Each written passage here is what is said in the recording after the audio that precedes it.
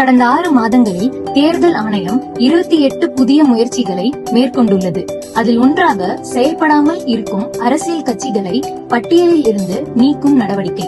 நாடு முழுவதும் 2019 முதல் தொடர்ந்து 6 ஆண்டுகளாக ஒரு தேர்தலிலும் போட்டியிடாத ரெஜிஸ்டர்ட் அன்ரெகனைஸ்ட் பொலிட்டிக்கல் பார்ட்டிஸ் அடையாளம் காணப்பட்டுள்ளன. நியாயத்தை உறுதி செய்ய அந்த கட்சிகளுக்கு முதலில் முதன்மை தேர்தல் அதிகாரிகள் ஷோ காஸ் நோட்டீஸ் அனுப்புகிறார்கள். பின்னர் விசாரணை நடைபெறுகிறது. அதற்கு பிறகே பட்டியலில் இருந்து நீக்கம் செய்யப்படுகிறது.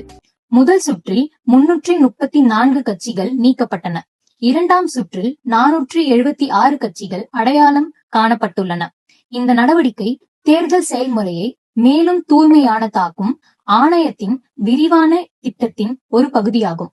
மேலும் அப்டேட்ஸ்க்கு எங்களது சோசியல் மீடியா ஹேண்டிலை ஃபாலோ அண்ட் சப்ஸ்கிரைப் செய்யுங்க.